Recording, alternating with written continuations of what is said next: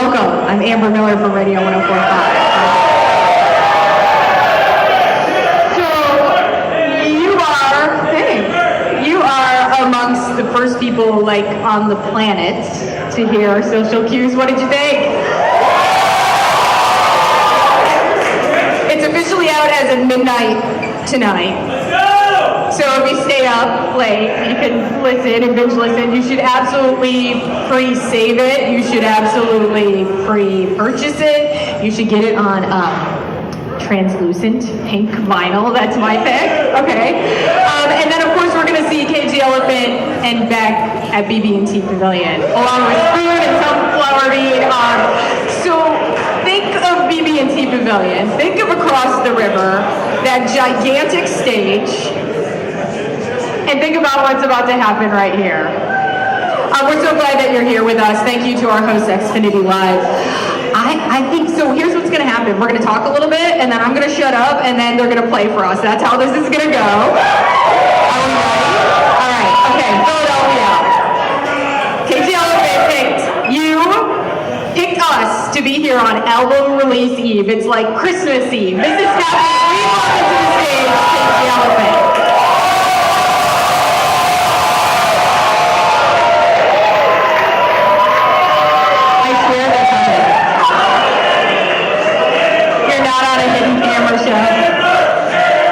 We can keep that going. Now let's do Cage the Elephant. Bowling Green, Bowling Green.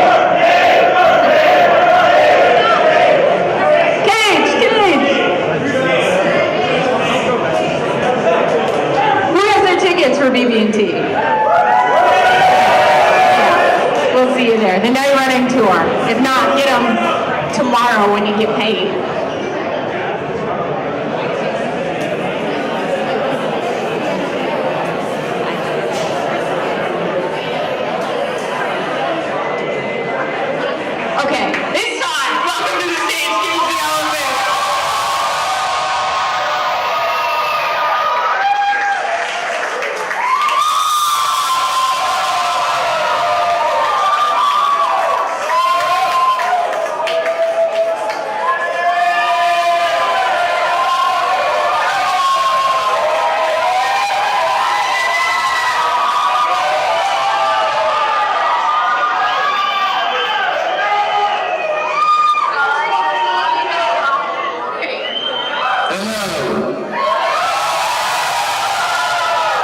It's official, we're back.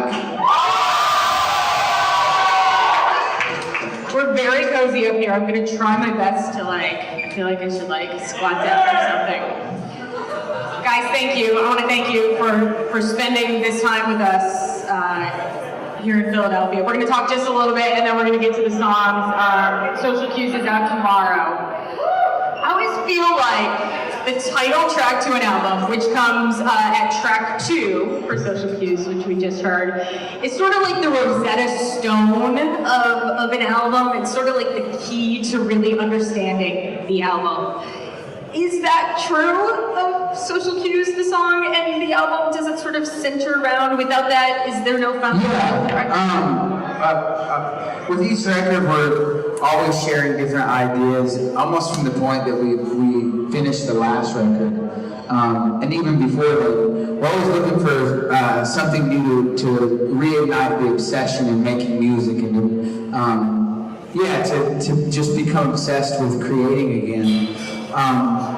And there's always a turning point when you're in the studio where you really find out the DNA and the personality of where the album is going to be. You have all these ideas, and then there'll be this moment, a song will come into existence, and you're like, oh, that's the guy, that's the character that's walking in the room and creating the personality for the album. And one of those tracks was a track called Broken Boy on the record, which opens the record. And at the same time, we wrote Social Cues. So those songs very much live together, which is why they are at the front of the album. But that really set up the DNA and the personality of the record. Okay. In that song, and it comes up again later in the album, is the concept of hiding. Is that something you felt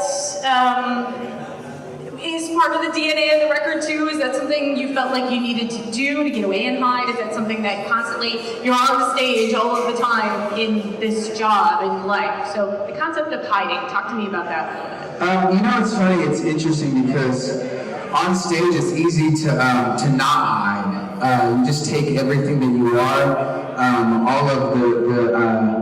all of the value that exists independent from your perspective, and then you also take all of your brokenness and you present it as theater. And so you can very much take away that mask, and it look to most people it seems like it's a space that just some kind of show's happening, but you can really live out a lot of your damage, a lot of that stuff here. But when you're back at home, we all have these coping devices as far as dealing with grief or whatever it is that we're dealing with in life. Sometimes you feel guilty just for kind of existing, right?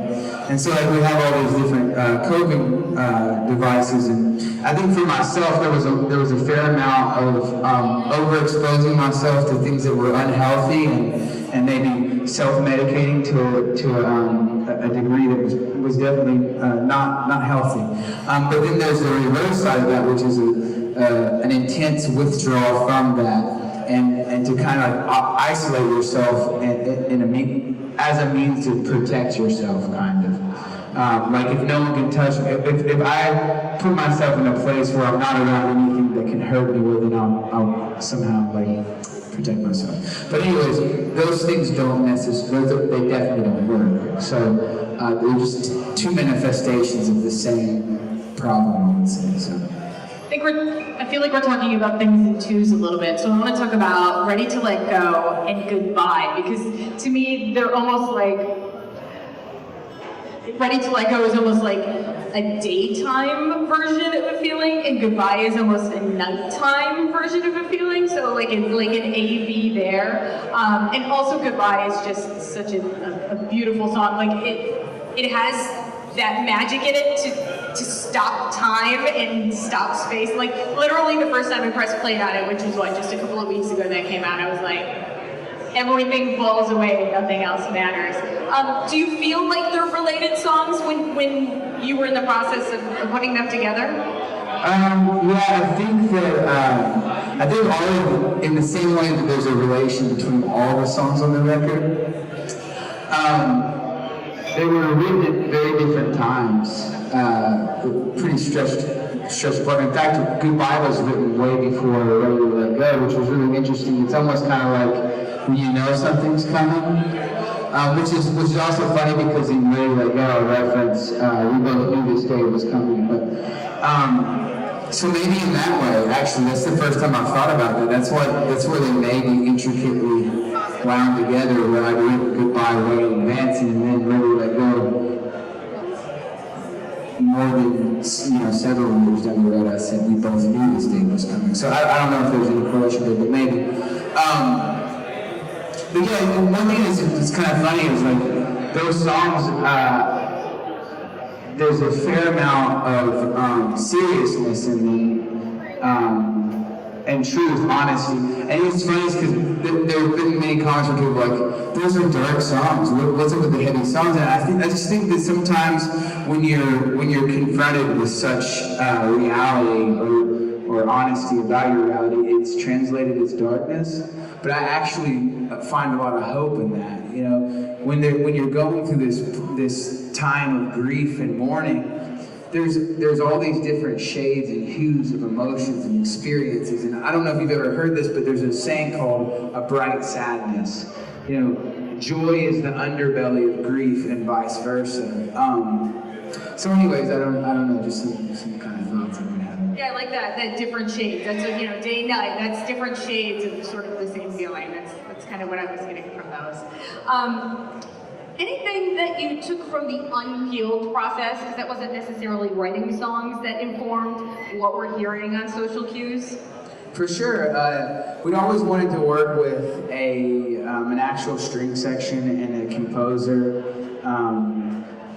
and with a choir, and just because a lot of times it's the easy thing in the studio or the affordable thing more often than not. Honestly, it's very expensive to do those kinds of things. But the more affordable thing is to use a keyboard that can kind of synthesize those types of things.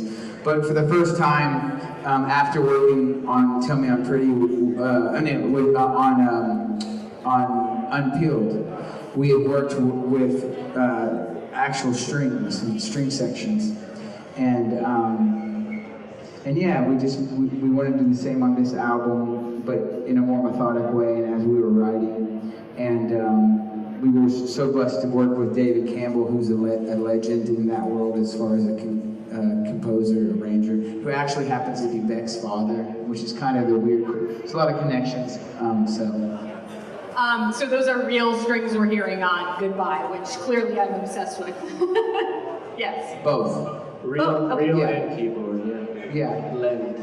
Yeah. Yeah, we still use a lot of keyboards. Okay. All right. Okay, fair enough. We're just trying to make it It's like, no, I did my job as well. I played some of it.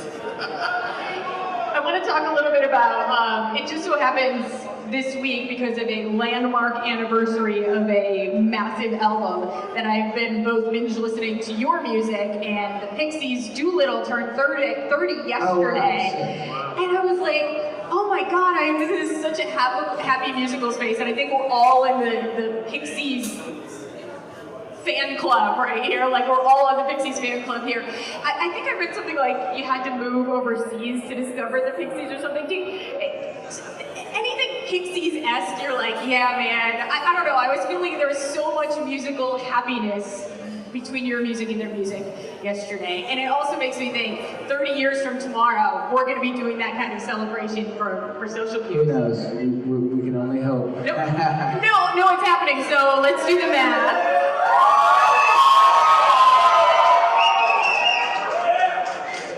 20, how many years? 2049. 29 years and 300, 200, Okay, real quick, because you have some songs to play us, and we're so excited about that. One thing that has nothing to do with writing music or playing music or being on stage that you're completely obsessed with right now that has nothing to do with any of this. That's nothing to do with music or Yeah. Nothing. We are all in with Cage the Elephant. And with that, I'm getting off the stage. The stage is yours.